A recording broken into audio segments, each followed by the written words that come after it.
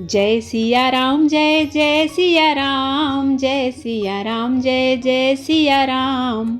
भीड़ पड़ी जब भक्त पुकारे, दूर करो प्रभु दुख हमारे। दुखियों के दुख हरते राम, पतित पावन सीताराम। जय हनुमान।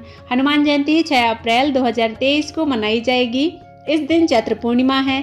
हर साल देश ही नहीं बल्कि विदेशों में भी हनुमान जन्मोत्सव बड़ी धूमधाम से मनाया जाता है। शास्त्रों के अनुसार भगवान हनुमान के जन्म का उद्देश्य राम भक्ति था। राम भक्त हनुमान को संकट मोचन कहा जाता है। बजरंगबली ज्ञान बुद्धि विद्या और बल का प्रतीक माने जाते हैं। इनकी भक्ति करने वालों पर कभी विपदा नहीं आती है।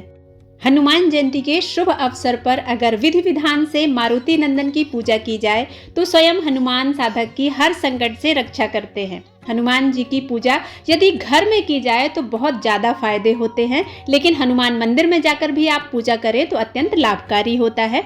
आइए जानते हैं हनुमान जयंती पर बजरंगबली की पूजा की सामग्री और मुहूर्त क्या है, साथ ही हनुमान जन्म की कथा क्या है।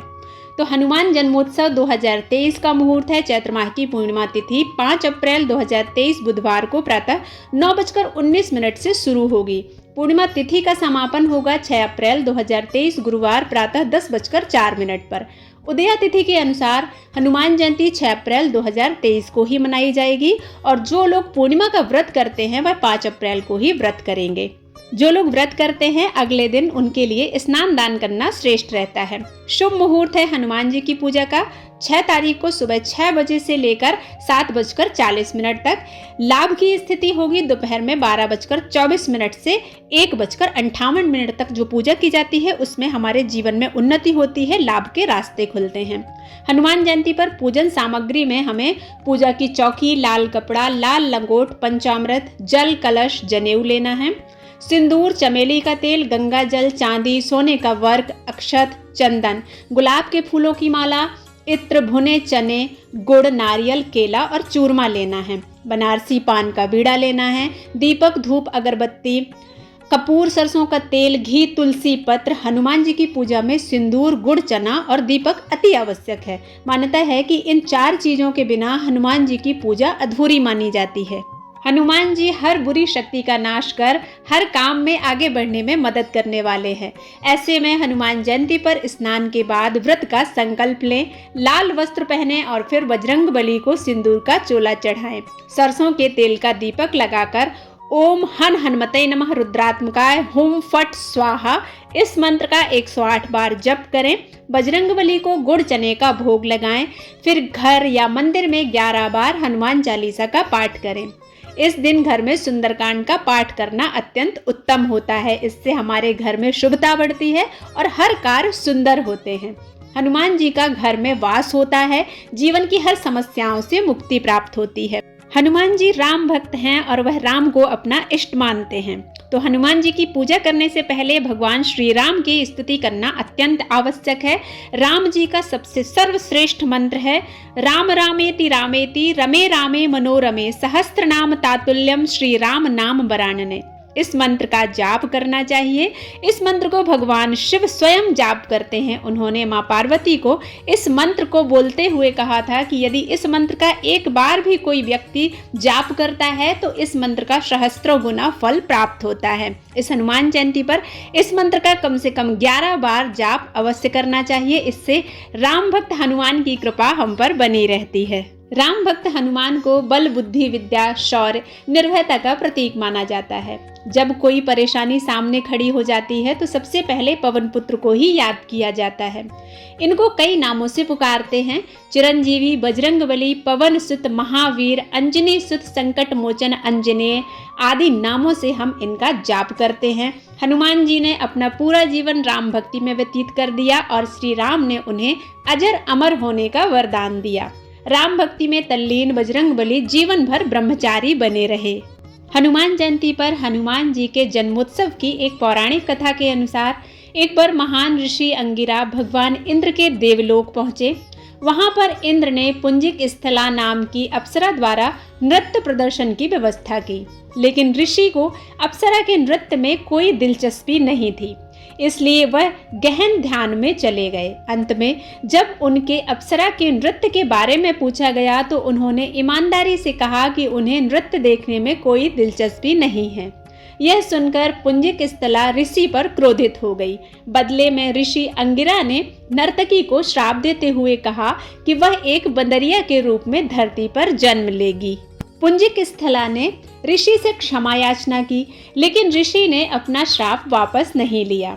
नर्तकी एक अन्य ऋषि के पास गई और ऋषि ने अप्सरा को आशीर्वाद दिया कि सतयुग में भगवान विष्णु का एक अवतार प्रकट होगा।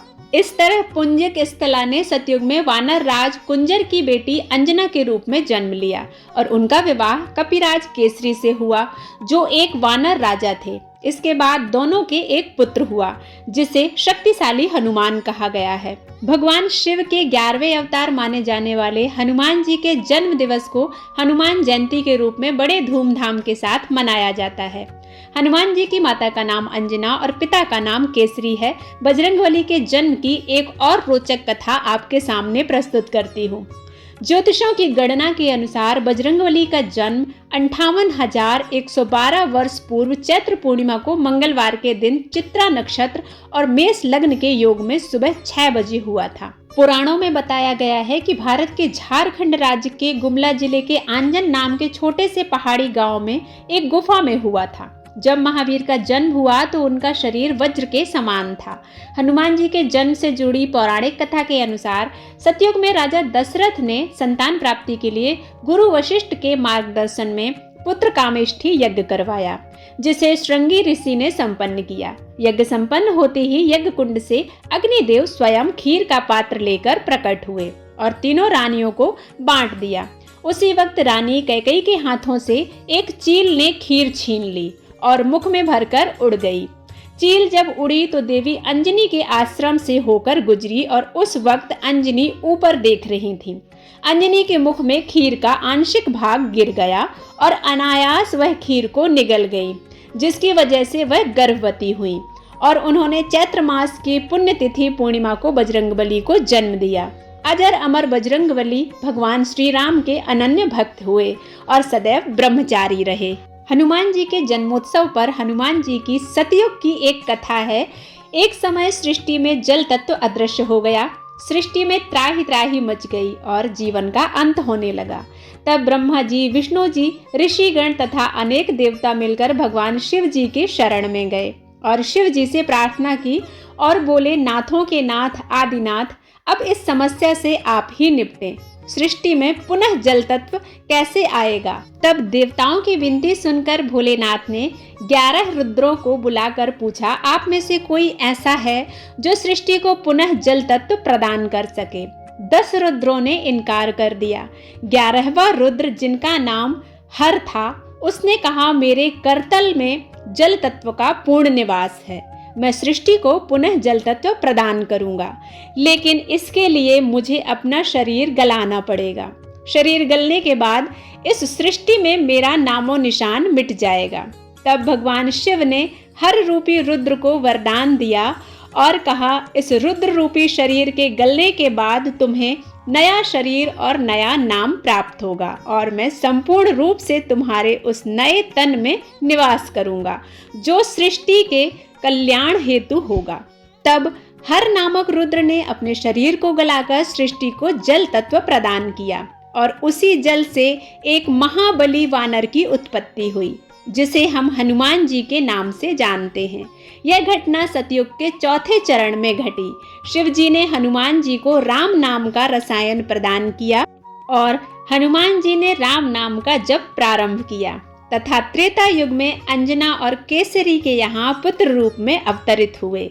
हनुमान के बिना भगवान राम रावण के खिलाफ अपनी लड़ाई में सफल नहीं होते और सीता को उनकी कैद से भी नहीं निकाल पाते। इसलिए लोग हनुमान को भक्ति, शक्ति और ऊर्जा के प्रतीक के रूप में पूजते हैं और नकारात्मक शक्तियों को दूर करने के लिए जादुई शक्तियां रखते हैं। भगवान हनुमान को स्वयं भगवान शिव का अवतार माना जाता है।